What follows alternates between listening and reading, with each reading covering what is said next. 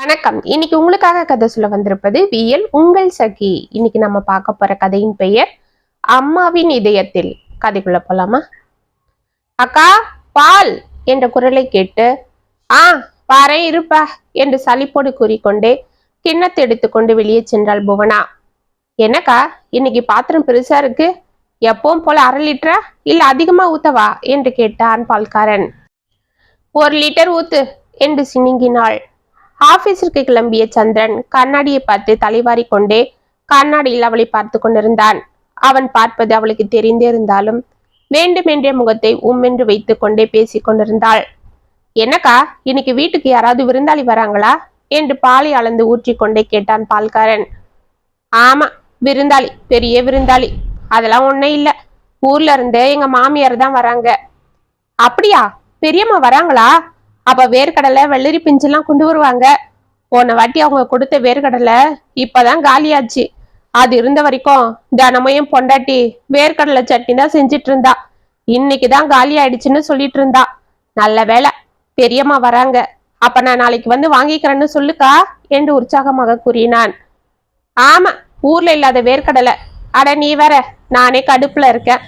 வேர்க்கடலை வெள்ளரி பிஞ்சுன்னு பேசாம இருப்பா என்று சலித்து கொண்டே உள்ளே சென்றாள். அவளை ஆச்சரியமாக பார்த்து கொண்டே சந்திரனை பார்த்த பால்காரன், என்னன்னா நான் என்ன சொல்லிட்டேன்னு அக்கா இப்படி பேசிட்டு போகுது என்று கேட்டான். இன்னும் ஒரு வாரத்துக்கு அப்படிதான், இந்தா பணம் என்று அவனுக்கு பணத்தை கொடுத்து அனுப்பிவிட்டு உள்ளே வந்து சாப்பிட வந்தான். இதற்குள் பிள்ளைகளை தீட்டிக் கொண்டே எழுப்பி அவர்களுக்கு பிரஷில் பேஸ்டை வைத்து கொடுத்து விட்டு வந்த புவனா சந்திரனுக்கு டிஃபனை கொண்டு வந்து தொப்பன டேபிளில் வைத்தாள்.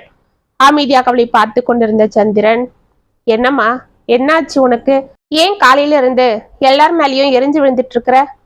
ஆமாங்க, இப்ப நான் என்ன பண்ணாலும் உங்களுக்கு தப்பாதான் தெரியும். அப்படி என்ன நான் எல்லார் மேலேயும் எரிஞ்சு விழுந்துட்டு இருக்கிறேன்? ஆமா, நேத்து நைட் எங்க அம்மா கிட்ட இருந்து போன் வந்ததுல இருந்து நீ இப்படிதான் இருக்கிற என்று சாப்பிட ஆரம்பித்தான். இதோ பாருங்க, சும்மா நீங்களாவே எதனா கற்பனை பண்ணிக்கிட்டு என்ன பேசாதீங்க. உங்க அம்மா இங்க வர்றதே இல்லையா? அதுதான் 2 மாசத்துக்கு ஒரு வாட்டின்னு வந்து ஜம்முன்னு ஒரு வாரம் உக்காந்து என் உயிரை வாங்கிட்டு போறாங்கல்ல. நானும் எல்லாம் தானே செஞ்சு வச்சு அனுப்புறேன். அப்புறம் என்னவோ புதுசா உங்க அம்மா வர்றது போலவும் நான் அதுக்காக தான் கோவப்படுறது போலவும் பேசுறீங்க. சரி, அப்ப என்ன உனக்கு கோவம்? எனக்கு என்னங்க கோவம்? காலையில எழுந்ததுல இருந்து ராத்திரி படுக்கிற வரைக்கும் சுவிட்ச் போட்ட மிஷினை போல எல்லா வேலையும் நானே தனியா பாத்துக்கிறேன். இதுக்கு நடுவுல கடைக்கு போகணும், பசங்களை ஸ்கூலுக்கு கூட்டிட்டு போகணும். எனக்கே வேலை சரியா இருக்கு.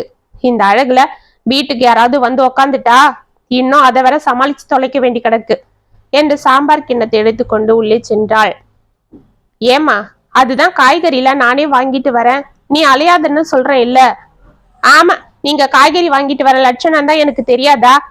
முத்தனை வெண்டைக்காவும் சொத்த விழுந்த கத்திரிக்காவும் வாங்கிட்டு வருவீங்க. கேட்டா கடைக்காரன் அதுதான் போட்டான், நான் எடுக்கிறேன்னு சொன்னா தொடவிட மாட்டேன்றான்னு காதெல்லாம் சொல்லுவீங்க. நான் போனா மட்டும் எடுக்க விடுறவன், நீங்க போனா தொடவிட மாட்டேனா என்று உள்ளிருந்து கத்தினாள். என்ன செய்யறது, கடைக்காரனுக்கு கூட உன்னை பத்தி தெரிஞ்சிருக்கு. அப்படி அவன் உன்னை எடுக்க விடலைன்னா கடையவே காலி பண்ணிட்டு வந்துட மாட்டேன் என்று முன்னறிக்கொண்டே சாப்பிட்டு விட்டு எழுந்தான். என்னங்க பதில காணோம் என்று உள்ளிருந்து குரல் கொடுத்தாள். ஒன்னே இல்லம்மா, உன் சாமர்த்தியம் எனக்கு பத்தாதுன்னு தான் சொல்றேன். சரிம்மா, நான் கிளம்புறேன் என்று பேக் எடுத்து கொண்டான். இருங்க, மதியம் சாப்பாடு வேண்டாமா என்று லஞ்ச் பேக்கை கொண்டு வந்து அவனிடம் கொடுத்தாள். ஏன் புவனா முகத்தை அப்படி வச்சிட்டு இருக்கிற? வெளியில போகும்போது சிரிச்சா போலதான் கொஞ்சம் மூஞ்ச வச்சுக்கையன் என்று அவள் கன்னத்தை பிடித்து கொண்டான். ஆமா, என் முகமே அப்படிதான், போங்க பேசாம. சரி, இன்னைக்கு காய்கறி வாங்க போது சேப்பக்கிழங்கு இருந்தா கூட சேர்த்து வாங்கிட்டு வா. தெரியும், உங்க அம்மாக்கு பிடிக்கும் தானே சொல்றீங்க என்று அவள் எரிந்து விழ, ஐயா, அப்பா, பாட்டி வராங்களா என்று கேட்டுக்கொண்டே பாத்ரூமில் இருந்து ஓடி வந்தாள் பவித்ரா. அவள் பின்னாடி ரிஷி குட்டியும் ஓடி வந்தான். ஆமாண்டா, ராத்திரி பாட்டி போன் போட்டாங்க, இன்னைக்கு பாட்டி வராங்க என்று அவர்களை அணைத்து கொண்டான் சந்திரன். ஐயா, ஜாலி. அப்பா அப்பா, பாட்டி நாங்க ஈவினிங் வர்றதுக்குள்ள வந்துடுவாங்கல்ல என்று ரிஷி கேட்க, வந்துடுவாங்க கண்ணா என்று அவனுக்கு முத்தம் கொடுத்தான். அவர்களை முறைத்து பார்த்து கொண்டிருந்த புவனா, சரி சரி, உள்ள போய் ஸ்கூலுக்கு கிளம்புங்க என்று அவர்களை இழுத்து உள்ளே அனுப்பினாள். பிள்ளைகள் தனது தந்தைக்கு முத்தம் கொடுத்து விட்டு உள்ளே ஓட சந்திரன் பெருமூச்சு விட்டு கொண்டே அவளை பார்த்தவாறு எழுந்து வெளியே சென்றான். சந்திரனின் தாய் ஜானகி செஞ்சியின் அருகே ஒரு சிறிய கிராமத்தில் இருந்தாள். அவளது கணவரை விட்டு போன 1 ஏக்கர் நிலமும் சிறிய ஓட்டு வீட்டையும் பார்த்து கொண்டு அவள் அங்கேயே இருக்க, சந்திரன் தன்னுடன் வந்துவிடும்படி எவ்வளவு கூப்பிட்டாலும் அவள் அதற்கு சம்மதிக்கவில்லை. காரணம், தனது மருமகளுக்கு தான் அங்கு வருவதில் விருப்பம் இல்லை என்று அவளுக்கு நன்றாக தெரியும்.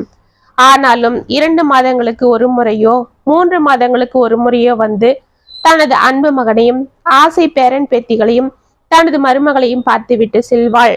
வரும்பொழுதெல்லாம் அவள் தன் நிலத்தில் விளைந்த காய்கறி, பழங்கள், வேர்க்கடலை, சக்கரவள்ளி கிழங்கு, ஆழ்வள்ளி கிழங்கு, பனங்கிழங்கு, நுங்கு, சுத்தமான மாட்டுப்பாலில் செய்த பால்கோவா என அனைத்தும் வாரிக்கொண்டு வந்து தனது பேரன் பேத்திகளுக்கு கொடுப்பதும், அவள் இங்கிருக்கும் வரை வீட்டில் தனது மருமகளுக்கு ஒத்தாசையாக அனைத்து வேலைகளும் செய்து கொண்டிருந்தாலும் அவள் மீது ஏனோ கோபமாகவே இருப்பாள் புவனா. அவள் வந்துவிட்டால் ஏனோ தனக்கு இளைஞலாக இருப்பதாக நினைத்து சந்திரனிடம் நேரடியாக கூறாமல் சாக்கு வைத்து பேசிக் கொண்டிருப்பாள். ஆனால் சந்திரனுக்கு ஆரம்பத்தில் அவள் தனது தாயை அப்படி பாரமாக நினைப்பது கஷ்டமாக இருந்தாலும் போக போக அது பழகிவிட்டது. ஜானகியும் தனது மருமகள் முகத்தை காட்டுவது, ஜாடை பேசுவது எதையும் பெரிதாக எடுத்துக் கொள்ளாமலும் தனது மகனிடம் எதுவும் கூறாமலும் அமைதியாக இருந்துவிட்டு ஊருக்கு சென்று விடுவாள். தனது தாய் தனியாக எங்கோ இருக்க, அவளுக்கு ஒரே மகனாக தான் இருந்தும் அவளை அருகே வைத்து பார்த்து கொள்ள முடியவில்லையே என்று சந்திரன் மனதிற்குள் வேதனைப்படுவது உண்டு. ஆனால் புவனாவின் மனதையும் கஷ்டப்படுத்த கூடாது என்று அமைதியாக சென்று விடுவான். அன்று மாலை அவன் ஆபீஸில் இருந்து வர அவனை பார்த்த ஜானகி பூரித்து போனாள். மடியில் இருந்த தனது பேரனை இறக்கி கீழே அமர வைத்து விட்டு, அப்பா சந்திரா, எப்படி பார்க்கிற என்று கேட்டுக்கொண்டே எழுந்து கொள்ள சென்றாள். இதற்குள் அவள் அருகே வந்து அமர்ந்த சந்திரன், அம்மா உட்காருங்கம்மா என்று அவள் கைகளை பிடித்து கொண்டு அமர வைத்தான். ஐயா, எப்படியா இருக்கிற? என்னையா முன்னைக்கு பிழைச்சது போல இருக்கிற என்று தனது மகனின் தோள்களை பிடித்து கொண்டாள். என்ன பாட்டி, எங்களை பார்த்துதான் இதேதான் கேட்டீங்க, இப்ப அப்பாவை பார்த்தோம் இதேதான் கேக்குறீங்க என்று பவித்ரா சிரித்து கொண்டே கேட்க, அது ஒன்னே இல்ல, சாப்பாடு எல்லாம் செஞ்சு நானே சாப்பிட்றேன், உங்களை சரியா கவனிக்கிறது இல்லைன்னு உங்க பாட்டிக்கு டவுட், அதுதான் என்று குத்தலாக கூறிக்கொண்டே காஃபி கொண்டு வந்து சந்திரனுக்கு கொடுத்தாள் புவனா. ஆமா புவனா, நான் அப்படிலாம் நினைக்கலம்மா, ஏதோ சாதாரணமா தான் கேட்டேன். எனக்கு தெரியாதா நீ வீட்டையும் உன் புருஷன் குழந்தைங்களையும் எப்படி பாத்துக்கிறேன்னு? உன்னை பத்தி ஊர்ல கூட எல்லார்கிட்டையும் பெருமையா சொல்லிட்டு இருப்ப தெரியுமா என்றாள் ஜானகி அப்பாவியாக. சந்திரனின் முகம் சங்கடத்தை காட்ட அவளிடம் இருந்து காஃபியை வாங்கி கொண்டே, அம்மாக்கு கொடுத்தியா என்று கேட்டான். கொடுத்தங்க, இவ்வளவு நேரம் ஆகுதே, கொடுக்காம இருப்பனா? என்னவோ அவங்க மேல உங்களுக்கு தான் அக்கறை இருக்கிறது போல, கேட்காதீங்க என்று கூறிவிட்டு உள்ளே சென்றாள். சந்திரன் சங்கடத்தோடு தனது தாயை பார்க்க, ஜானகி தனது மகனின் தர்ம சங்கடமான நிலைமையை அறிந்து கொண்டு டக்கன பேச்சை மாற்றினாள். சந்திரா, நம்ம மக கண்ணு போட்டுதுன்னு சொன்ன இல்ல, இந்தா அந்த சீம்பாலில உனக்கு பிடிக்குமேன்னு பால்கோவா செஞ்சு கொண்டு வந்தேன், பசங்கள்லாம் சாப்பிட்டாங்க, நீயும் எடுத்துக்க, புவனா வேண்டான்னு சொல்லிட்டா என்று அருகிருந்த ஒரு டிஃபன் பாக்ஸ் எடுத்து சந்திரனிடம் சிரித்து கொண்டே கொடுத்தாள். ஆமாப்பா, பால்கோவா ரொம்ப டேஸ்டா இருக்கு, அது மட்டும் இல்ல அம்மாக்கு பிடிச்ச ரவா லட்டும் பாட்டி செஞ்சு கொண்டு வந்திருந்தாங்க என்றாள் பவித்ரா. ஆமாப்பா, அது கூட நாங்க சாப்பிட்டோமே என்றான் ரிஷி. அவர்களை வாரி அணைத்து கொஞ்சி கொண்டிருக்கும் தனது தாயை அமைதியாக பார்த்து கொண்டே அந்த பால்கோவாவை எடுத்து சாப்பிட்டான் சந்திரன். அன்றிரவு சாப்பிட்டு விட்டு சற்று நேரம் ஊரில் இருக்கும் அனைவரை பற்றியும் விசாரித்து கொண்டும் அவளது உடலை பற்றி விசாரித்து கொண்டும் இருந்தான் சந்திரன். பிள்ளைகள் இருவரும் தனது பாட்டியின் மடியில் அமர்ந்து கொண்டு விளையாடி கொண்டிருக்க, ஏய் உள்ள வந்து படுங்க, நேரமாகுது இல்ல, காலையில ஸ்கூலுக்கு போக வேண்டாமா என்று கத்தி கொண்டே வந்தாள் புவனா. அம்மா, நாங்க அப்பா கூட வரோம், நீங்க போங்க என்றான் ரிஷி. ஏய் அப்படியே போட்டேன்னா பாரு, உங்க அப்பா இப்பத்திக்கு வரமாட்டாரு, அவங்க அம்மா கிட்ட எல்லா கதையும் பேசிட்டு தான் வருவாரு, அது எப்போ நடக்கிறது தானே, நீங்க வாங்க என்று அவர்களை பரபரவன இழுத்து கொண்டு உள்ளே சென்றாள். அவர்களை பார்த்து கொண்டே பெருமூச்சு விட்ட ஜானகி, அப்பா சந்திரா, நீயும் போய் படுத்துக்கப்பா, அம்மா இன்னும் ஒரு வாரம் இங்க தானே இருக்க போறேன், அப்புறம் பேசிக்கலாம் என்று அவன் தலையை ஆசையாக கொதினாள். சரிம்மா, நீங்க படுத்துக்கோங்க, என்று எழுந்து சென்று தனது தாய்க்கு படுக்கையை போட்டு கொடுத்துவிட்டு சொம்பில் தண்ணீர் கொண்டு வந்து அருகே மூடி வைத்துவிட்டு டியூப்லைட்டை ஆஃப் செய்து நைட் பல்பை போட்டுவிட்டு உள்ளே சென்றான். அவனை பார்த்து சிரித்து கொண்டே மெதுவாக படுத்துக்கொண்டு கண்களை மூடினாள் ஜானகி.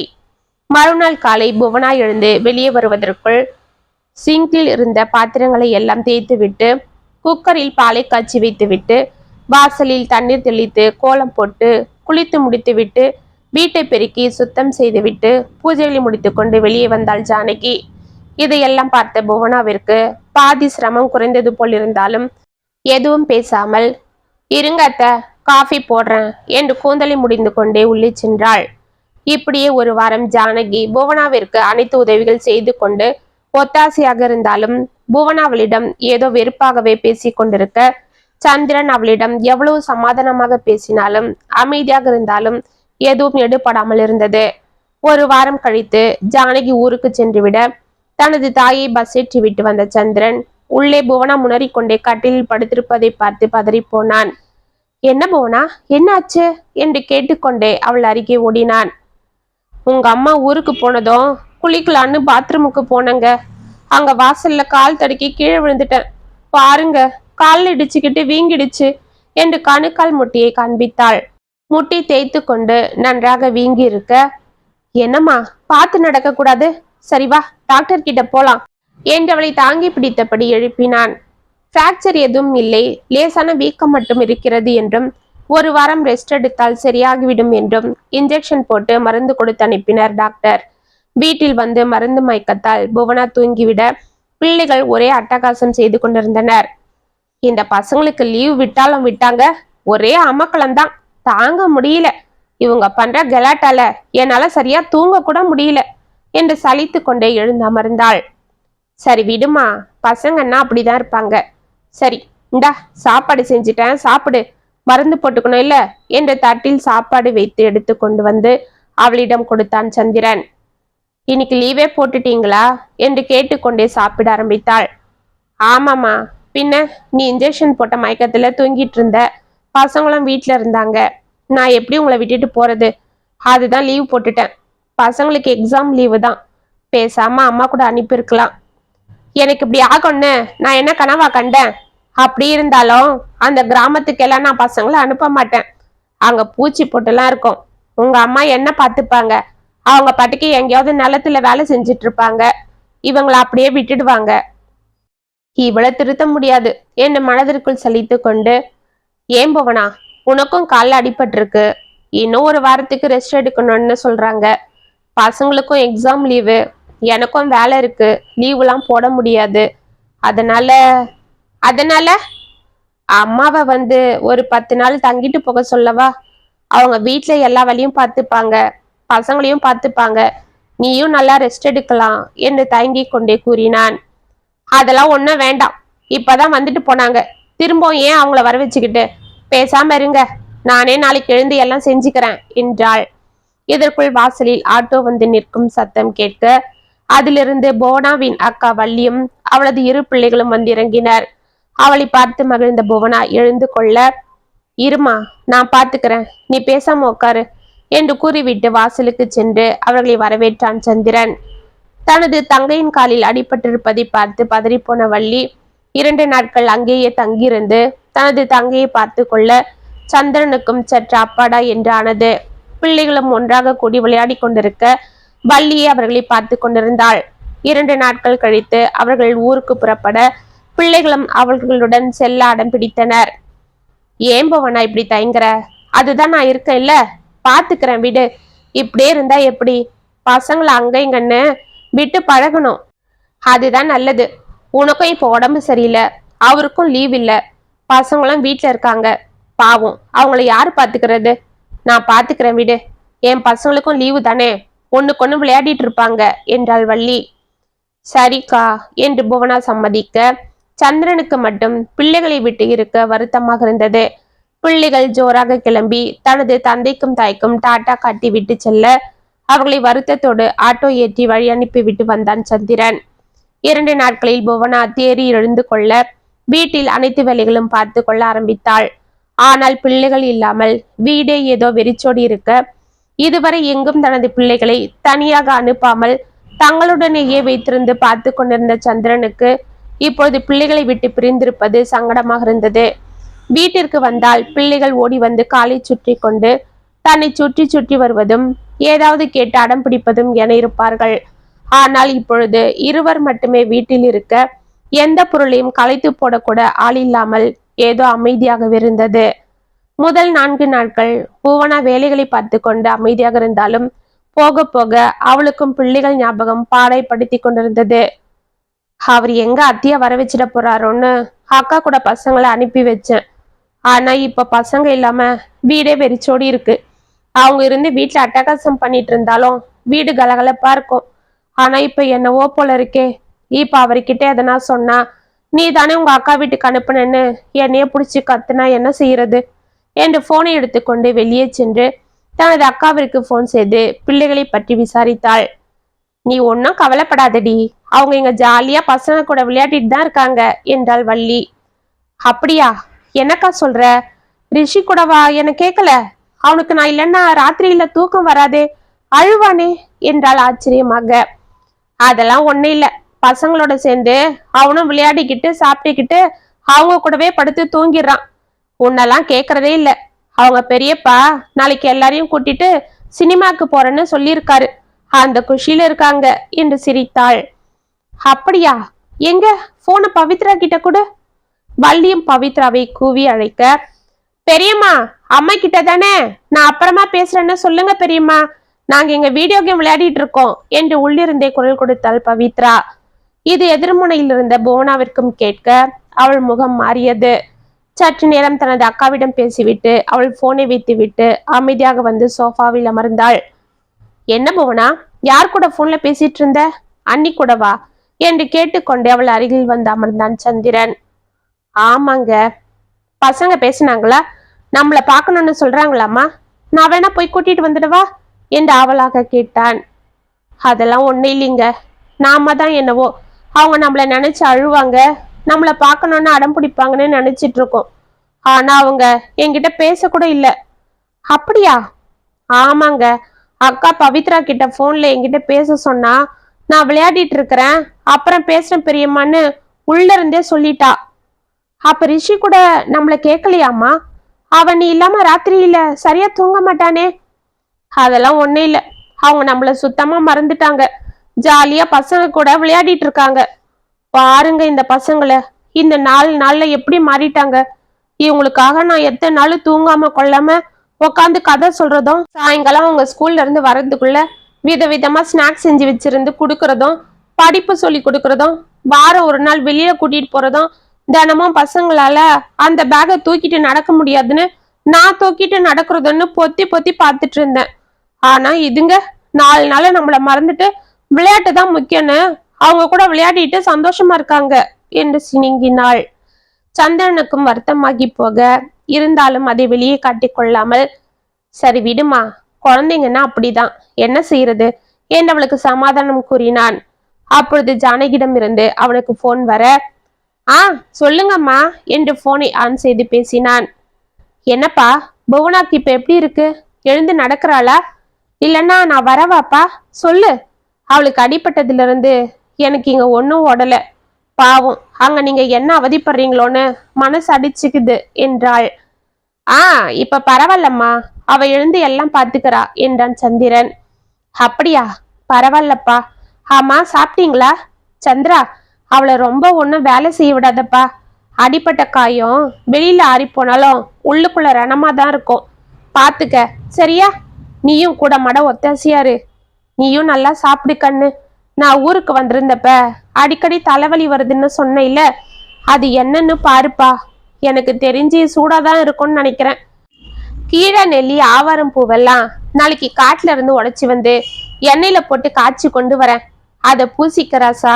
அப்படியே நம்ம புவனாவுக்கும் முட்டி வலிக்கு முடக்கத்தான் கீரைக்கு சொல்லி வச்சிருக்கேன். நம்ம ராசாத்தி குடுக்கறேன்னு சொல்லியிருக்கா.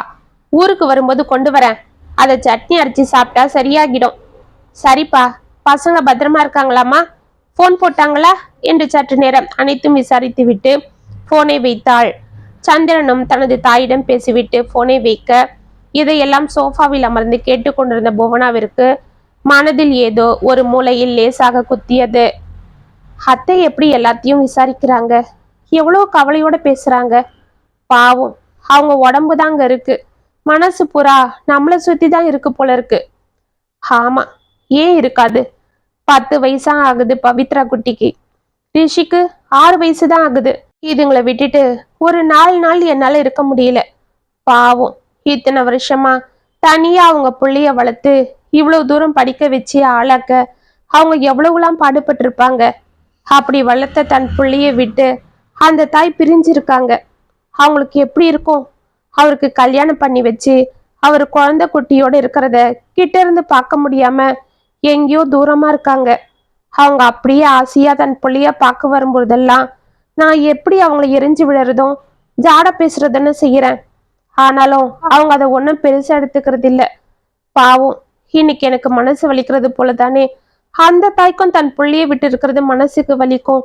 இன்னும் 10 நாள்ல பசங்க இங்க நம்ம கிட்ட வந்துடுவாங்கன்னு தெரிஞ்சிருந்தோம் அவங்கள விட்டுட்டு இருக்க முடியாம நான் இப்படி துடிக்கிறேன்னா, தன் புள்ள தன் கிட்ட வரவே மாட்டான்னு தெரிஞ்சிருந்தோம் அந்த தாய் முடியாம இங்க வந்து அவங்களே பார்த்துட்டு போறதையும் நான் எதனா சொல்றேன்னா அவங்களுக்கு கஷ்டமா இருக்காதா? சே, என்ன ஒரு கொடுமைக்காரியா நான் இத்தனை நாள் நடந்துட்டு இருக்கேன். எதுவுமே தனக்கு வர்ற வரைக்கும் எதிராளியோட கஷ்டம் புரியாதுன்னு சொல்றாங்களே, அது உண்மைதான் என்று அவள் யோசித்து கொண்டிருக்க அவள் கண்களில் கண்ணீர் துளித்தது. எங்க அம்மா கிட்ட அன்னைக்கு தலைவலின்னு சொல்லிட்டேன், அதை பெருசா எடுத்துக்கிட்டு பயப்படுறாங்க பாரு என்று சிரித்து கொண்டே போனை வைத்துவிட்டு அவள் அருகே வந்து அமர்ந்து அவள் முகத்தை பார்த்தான் சந்திரன். அவள் கண்கள் கலங்கியிருப்பதை பார்த்துவிட்டு, என்ன புவனா, கண்ணெல்லாம் கலங்கியிருக்கு, ஏம்மா பசங்க ஞாபகம் வந்துடுச்சா? நீ இப்படி சங்கடப்படுவேன்னு தெரிஞ்சிருந்தா நான் அன்னைக்கே உங்க அக்கா கூட பசங்களை அனுப்பவே ஒத்துட்டு இருக்க மாட்டேன். என்னம்மா நீ, சரி இரு, நான் போய் பசங்களை கூட்டிட்டு வந்துடுறேன் என்று எழுந்து கொண்டான். என்னங்க, அப்படியே ஊருக்கு போய் அத்தைய கூட கூட்டிட்டு வந்துடுங்க என்று அவன் கைகளை பிடித்து கொண்டாள். என்னம்மா சொல்ற என்று அவளை ஒன்றும் புரியாமல் பார்த்தான். ஆமாங்க, குழந்தைங்க எவ்வளவு தூரம் இருந்தாலும் அந்த தாயோட இதயத்துல எந்நேரமும் அவங்க நினைப்புதான் இருந்துட்டு இருக்கும். அந்த பிள்ளைங்க பெத்தவங்கள நினைக்கலன்னாலும் அந்த தாயோட இதயத்துல அவங்கதான் இருப்பாங்க. இதை நான் புரிஞ்சுக்கிட்டேங்க. என் குழந்தைங்களை எப்படி நான் என் கூடவே வச்சு பார்த்துக்கணும்னு நினைக்கிறேனோ அது போல தானே அத்தையும் ஆசைப்படுவாங்க, துடிப்பாங்க. அந்த தாய்கிட்ட இருந்து அவங்க மகனை பிரிக்க நான் விரும்பலைங்க. அந்த பாவத்தை நான் தெரியாம இத்தனை நாளா செஞ்சிட்டேன், இனியும் செய்ய விரும்பல. என்னை மன்னிச்சிடுங்க. அத்தைய நீங்க இன்னைக்கே கூட்டிட்டு வாங்க, அவங்க இனிமே இங்கேயே நம்ம கூடவே இருக்கட்டும், நான் அவங்கள சந்தோஷமா பார்த்துக்கிறேன் என்றாள். இந்த ஒரு அற்புதமான நாள், எங்க அம்மாவை நீ புரிஞ்சுக்கிற நாள் கண்டிப்பா வரும்னு நான் எதிர்பார்த்தேன் புவனா. ஏன்னா நீயும் ஒரு தாயாச்சே என்னவளை அன்போடு அணைத்து கொண்டான் சந்திரன். இத்துடன் அம்மாவின் இதயத்தில் கதை முற்றும். உங்களுக்காக நான் எழுதின இந்த கதை உங்களுக்கு பிடிச்சிருந்தா கமெண்ட்ஸ்ல சொல்லுங்க, லைக் பண்ணுங்க, ஷேர் பண்ணுங்க, மறக்காம சப்ஸ்கிரைப் பண்ணிக்கோங்க. மீண்டும் நாளைக்கு வேற ஒரு சுவாரஸ்யமான கதையோட உங்களை சந்திக்கிறேன். அது வரைக்கும் இணைப்பிலே இருங்க. இப்படிக்கு வியல் உங்கள் சகி.